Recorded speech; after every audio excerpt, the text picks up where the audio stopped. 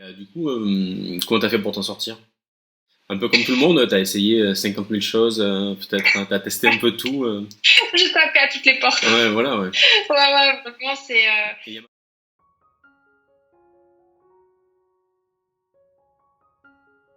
Bonjour, bah merci d'avoir accepté l'interview. Je vais te laisser dans un premier temps te présenter succinctement pour dire un peu ce que tu fais et, euh, et voilà, où est-ce qu'on peut te trouver et pourquoi tu fais ce que tu fais aujourd'hui. Voilà. Ok, super.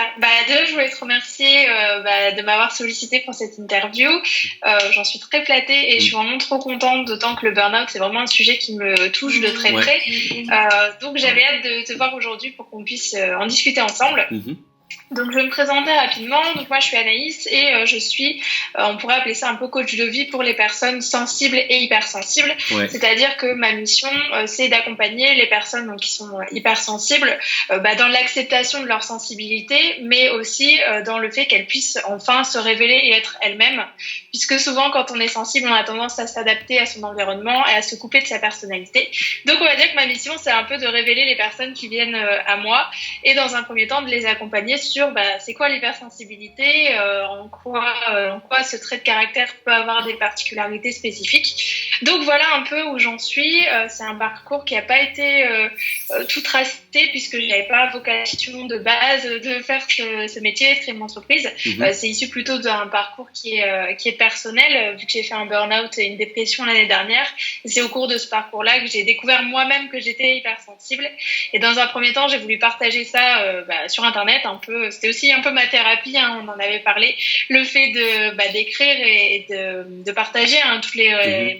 les connaissances que je pouvais acquérir sur le sujet. Et de fil en aiguille, je me suis vraiment reconnectée à ce que j'avais envie de faire. Et puis, je me suis dit, allez, c'est parti, t'as envie d'aider les autres. Mhm. C'est parti, tu vas aider les personnes hypersensibles. Et puis, c'est comme ça que je me suis formée et que je suis là aujourd'hui. D'accord. Et du coup, comment on sait si on est hypersensible ou pas? Est-ce qu'il y a des tests à passer? Parce que c'est pas évident de savoir si on est hypersensible. Comment on fait pour tout simplement pour le savoir, pour arriver à détecter ça? C'est pas ce Ouais, trait de caractère finalement. Ouais. ouais, c'est ça. Alors aujourd'hui, il y a des tests. Ce sont pas des tests, on va dire officiels, contrairement, par exemple, tu vois, au test de QI, où là, il faut aller chez un psychologue, il y a Mhm. une procédure, etc. L'hypersensibilité, ça reste quand même quelque chose d'assez subjectif. Donc il y a des tests qui existent, qui ont été faits par les spécialistes de l'hypersensibilité, Mhm. notamment Hélène Aron, que tu connais peut-être, ou Mhm. Saverio Tomasella, qui est plutôt lui en France, alors qu'Hélène Aron est aux États-Unis. Donc ils ont fait des tests qui ont à peu près une trentaine de questions, plutôt des affirmations dans lesquelles en fait on va pouvoir se reconnaître. Et donc, il va y avoir plusieurs caractéristiques au niveau émotionnel, cognitif, sensitif. Et donc, ça permet déjà d'avoir une idée en sachant que ce qui compte, je le dis souvent, ce qui compte principalement, c'est ce qu'on ressent en fait. Et si on se retrouve dans ces caractéristiques et qu'on sent depuis toujours qu'on a une grande sensibilité, il y a de très fortes chances qu'on le soit. Après, moi, par exemple, en accompagnement individuel, je propose de réaliser le test avec mes clients. Mhm. Comme ça leur permet aussi d'avoir un regard extérieur parce que souvent, on se sent parfois pas trop légitime. Il y a le syndrome de l'imposteur qui dit ouais, mais non, je suis en train de me trouver des excuses, etc. Donc ça fait toujours du bien. Je sais que moi en consultation, je le propose et ça permet moi aussi de donner mon regard extérieur sur ce que la personne m'a partagé. D'accord, ok. Non, parce que c'est quelque chose qui est pas évident. Et donc ça, toi, tu le proposes, c'est quelque chose qu'il faut faire avec un coach, ou est-ce qu'on peut le retrouver sur Internet pour voir un peu, pour répondre aux questions dont tu parlais tout à l'heure.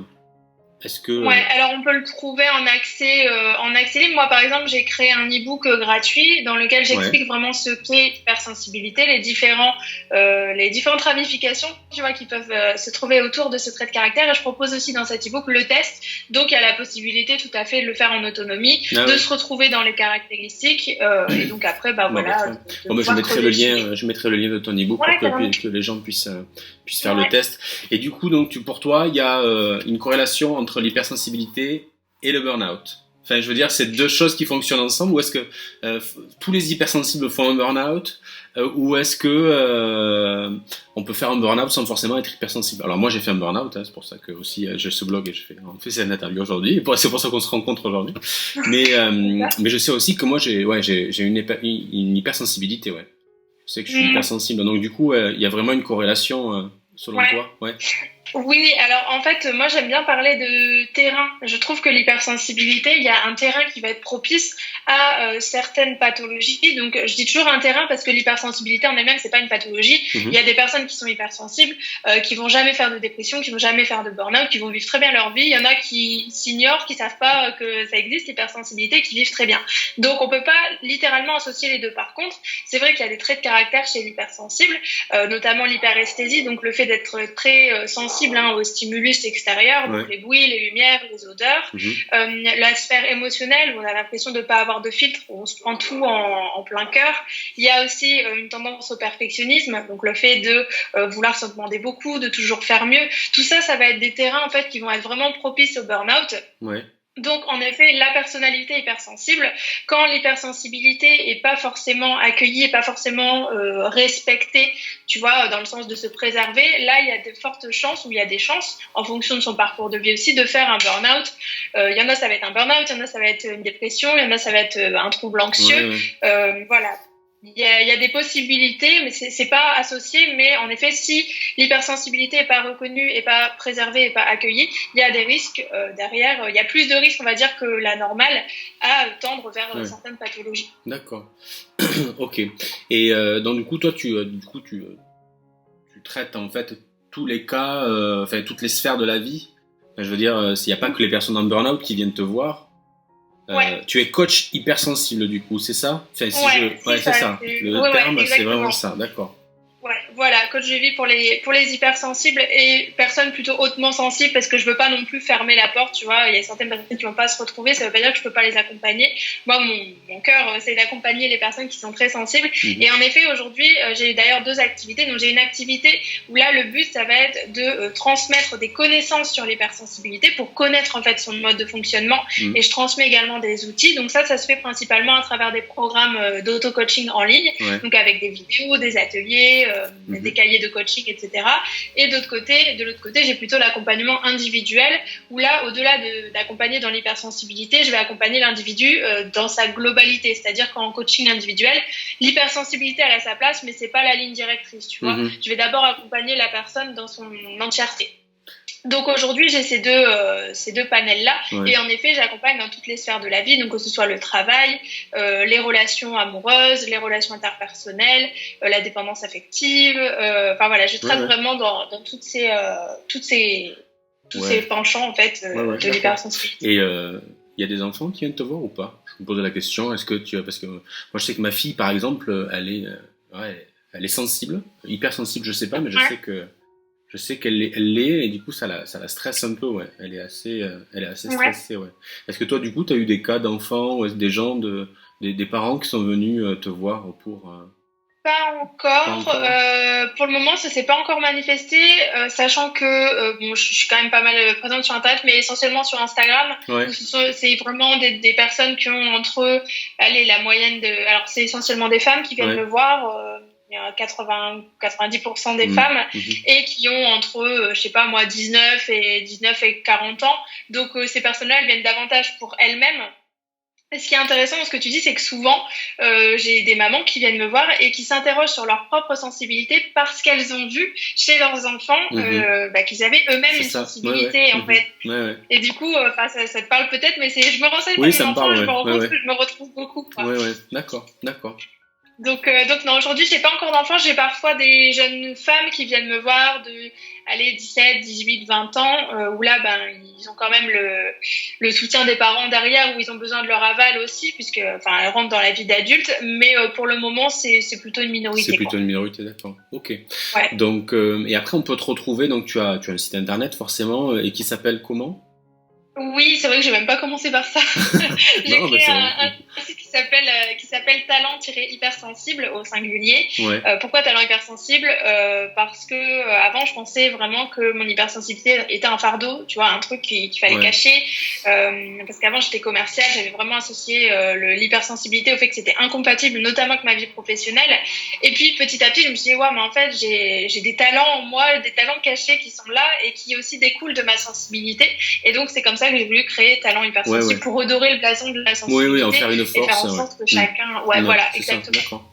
Ok. Et pendant le confinement, est-ce que tu as remarqué que tu avais plus d'appels ou est-ce que tu as remarqué, par rapport à cette crise sanitaire qu'on est en train de vivre, est-ce que tu as remarqué qu'il y avait un peu plus de gens qui venaient vers toi ou pas?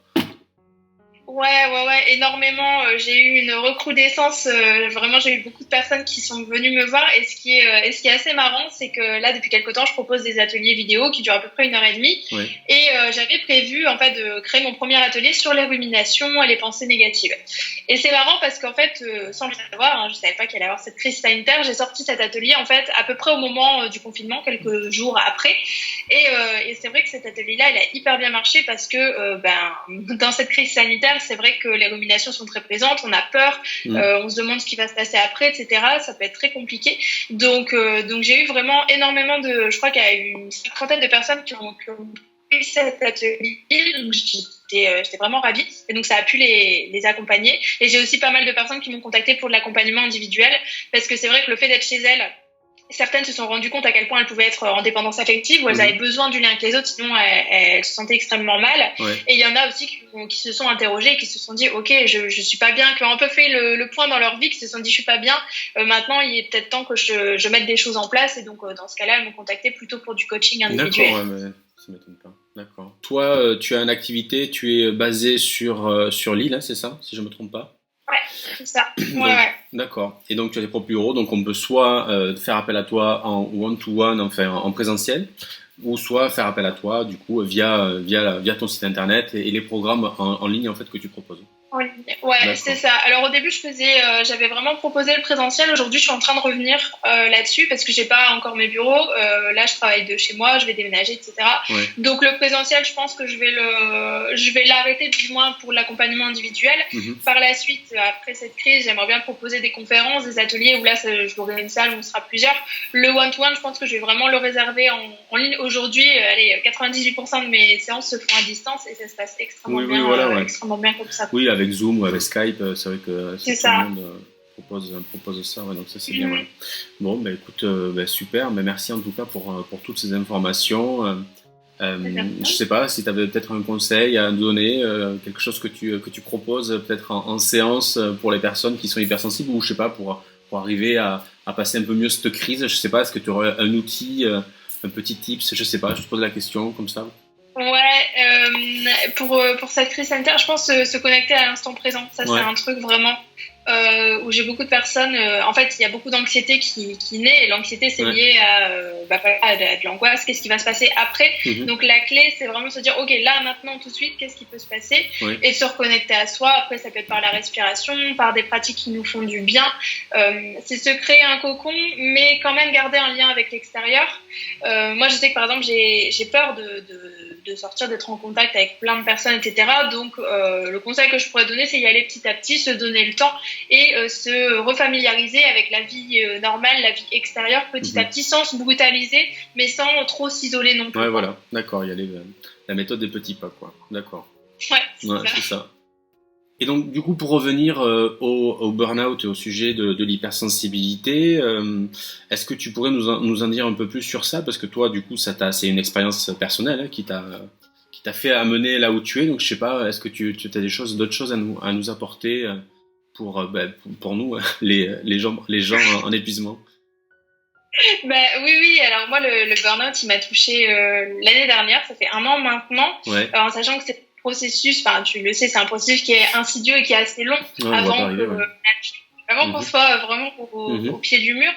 Donc moi, de mon côté, mon expérience avec le burn-out, alors je le dis souvent, le burn-out c'est professionnel, mais pas que. Il y a aussi tout un terrain qui est propice au burn-out. Moi, de mon côté, ce qui a été très compliqué, c'est, je dirais, mon hypersensibilité, elle s'est vraiment révélée quand je suis passée entre guillemets à la vie d'adulte. Tu vois, j'ai travaillé 4 ans et demi avant, j'étais commerciale, donc j'ai travaillé en alternance. Je trouvais mon équilibre avec l'école, avec le boulot, etc. Et quand je suis rentrée vraiment en CDI, c'est là où ça a commencé à être complexe parce que j'étais vraiment dans un perfectionnisme qui était très fort. Je me mettais une pression qui était extrêmement forte en tant que commercial. Les chiffres, c'est important. Voilà, on est là aussi pour ramener de l'argent. Il faut donner énormément avant de recevoir. Donc je me suis mis une pression qui était extrêmement forte. J'étais beaucoup dans la comparaison avec les autres et je sais que moi j'ai beaucoup de clientes qui viennent me voir en me disant justement que elles se trouvent nulles, qu'elles ont l'impression qu'il faut qu'elles travaillent 2 fois plus, qu'elles font jamais assez, qu'elles pourraient toujours être mieux. Et moi j'étais vraiment tombée là-dedans et j'avais vraiment, je me disais vraiment, Anaïs, tu peux pas être businesswoman et hypersensible en fait. Au bout d'un moment, il va falloir étouffer ta sensibilité pour réussir. Ouais. Et donc du coup j'ai vraiment gommé ma personnalité je suis, enfin vraiment je me reconnaissais plus quoi. J'ai complètement changé qui j'étais et j'ai tout intériorisé. Donc forcément petit à petit j'avais des symptômes. Ça a commencé par des maux de dos, des maux de tête. Enfin ça s'est mis petit à petit. Et au plus je prenais sur moi, au plus la cocotte minute était en train de grossir. Et c'est vrai que durant toute cette année j'ai vécu un deuil, des maladies de mes proches, etc. Donc j'ai un peu tout pris pour moi. Et il y a un moment où forcément et c'est là où on explose. Et pour moi, ça a été cette explosion, ça a été le début de la descente aux enfers, justement. C'était cette fois où j'ai traversé le burn-out, la dépression, les crises d'angoisse que tu as fait, aussi. Qui peut-être traversé aussi. Donc ça a été une période hyper sombre et je sais pas toi, mais moi je me disais mais jamais j'aurais pensé qu'un truc comme ça pouvait m'arriver, tu vois. J'avais cette impression de toute puissance où moi je sais que notamment mon papa me disait Anaïs, tu vas faire un burn-out, tu travailles trop. Et j'étais là genre mais non et tout, ça m'arrivera jamais. Et le jour où ça t'arrive, tu dis en fait, je suis pas toute puissante. Ouais, non, mais c'est ça. Et du coup, toi, t'es passé par la case antidépresseur, anxiolytique ou pas? Alors, on m'en a prescrit, mais je les ai jamais pris parce que j'avais très peur des effets secondaires, de l'accoutumance, des effets secondaires, le fait d'être entre guillemets accro. Il y a certainement beaucoup de croyances dans ce que je dis. Hein. Je connais pas le milieu des médicaments. En tout cas, pour moi, c'était une volonté de pas les prendre. Ça, c'est bien, et ce que j'avais pas apprécié à l'époque où j'ai consulté mon médecin, c'est quand j'ai été, on m'a dit vous êtes en burn-out, voilà, vous prenez tel médicament, merci, au revoir. Quoi. Et j'ai vraiment été choquée et je me suis dit mais mince, j'ai davantage besoin d'un soutien psychologique. Plutôt que des médicaments en fait et je suis pas contre les médicaments mais au bout d'un moment on peut pas me prescrire ça comme si c'était la solution à mes remèdes. Donc non, j'en ai pas pris. Je crois que j'ai pris 2 comprimés sur ces 7 mois quand je faisais beaucoup de crises d'angoisse et pour te dire ils avaient dit un comprimé, j'ai dit non, ils m'ont dit la moitié et je prenais un quart voilà, tellement j'avais peur du truc. Donc je crois que c'était davantage psychologique. Non mais ça c'est bien d'accord. Dans les crises d'angoisse, il y a des moments où j'avais l'impression que c'était la seule solution. Quoi. Et du coup, comment t'as fait pour t'en sortir? Un peu comme tout le monde, t'as essayé 50 000 choses, peut-être, t'as testé un peu tout. J'ai tapé à toutes les portes. Voilà. Ouais, vraiment, c'est... Et c'est quoi qui a marché, du coup, pour toi? Alors moi, ce qui a marché pour moi, le magnétisme et l'hypnose spirituelle, ça a beaucoup fonctionné et je pense que c'est aussi davantage la personne qu'on rencontre. Je pense que c'est même pas au-delà de la pratique. Au-delà de la thérapie, c'est le thérapeute qui fait le truc aussi. Je suis d'accord. Donc moi, j'ai trouvé, alors j'étais déjà en contact avant avec une femme qui faisait du magnétisme et de l'hypnose. C'était un domaine où j'étais pas spécialement initiée, tu vois. Et je me suis dit ok, je vais y aller. Et elle m'a énormément aidée, notamment sur la compréhension de ce qui me faisait peur, de qui j'étais, etc. Enfin, on a pu vraiment aller creuser tout ça. Après, je dirais que c'est pareil, c'est la méthode des petits pas. J'avais essayé la thérapie, j'ai fait 3 rendez-vous, ça m'a gonflé, j'avais l'impression que ça n'avançait pas. Enfin, c'était pas du tout ce dont j'avais besoin, tu vois. Donc, j'ai arrêté, puis je pense que j'étais pas prête non plus. Oui, voilà. Je pense qu'il faut pour accepter qu'on a besoin d'aide. Et souvent, les personnes qui font des burn-out sont des personnes qui osent pas demander de l'aide, qui ont, je sais pas, comme si on se mettait un truc genre je dois être forte, c'est à moi de tout me débrouiller tout seul, etc. Donc, j'étais pas prête non plus à être accompagnée. Et un truc qui m'a beaucoup aidée, c'est le développement personnel, c'est la connaissance de l'hypersensibilité. Oui, vraiment, à partir du moment où j'ai compris ça, ça met vraiment des mots et ça m'a énormément aidé. Et après, c'est des petites choses au quotidien, des trucs bêtes, mais tu vois, me mettre à la course à pied alors que je disais toujours que j'étais nulle, etc. Enfin, je me suis reconnectée aussi à la peinture. En fait, juste pendant ces mois-là, je me suis reconnectée à qui j'étais. Ça a pris du temps et puis finalement, c'est là où j'ai pu retrouver du plaisir dans ma vie parce que forcément, j'avais plus aucun plaisir. C'est ça. Et donc, c'est comme ça que petit à petit, t'as pu relever la pente. Ouais, non, mais ça c'est bon, écoute, moi j'ai un peu un parcours un peu similaire, mais après moi, par contre j'ai fait pas mal d'antidépresseurs pendant 2 ans, mais après j'ai pu j'ai pris 10 kilos, mais j'ai pu m'en sortir. C'est vrai que par contre je t'entends plus. Ah, c'est bon, c'est revenu. Ouais. Du coup, ça a pris pas mal Ouais, je l'avais vu sur Ouais. sur ton site. Ouais, ouais.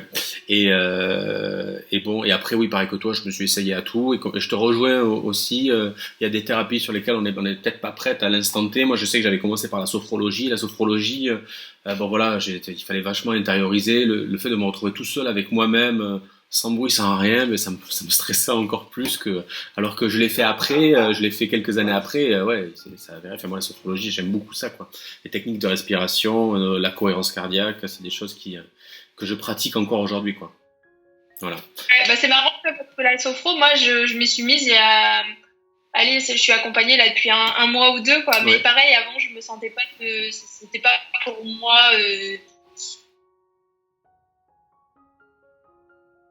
Non, tu vois. Donc, c'est marrant comme toi, c'est venu dans un deuxième temps. Ouais, ouais, voilà. Et merci pour cette interview qui était top.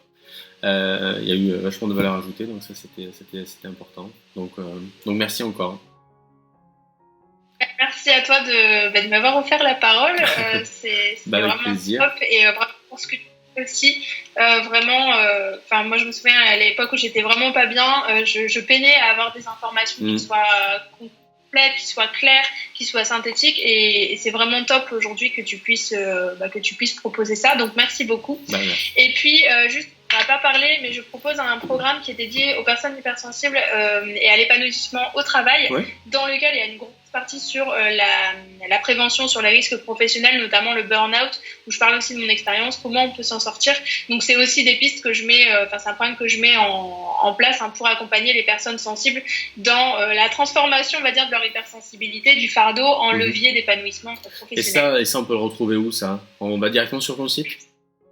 Ouais, directement sur mon site dans la rubrique programme et atelier. Et donc le programme, il s'appelle Épanoui au travail. Il est dédié aux personnes sensibles, mais pas que. Donc on va dire hypersensibles et hautement sensibles.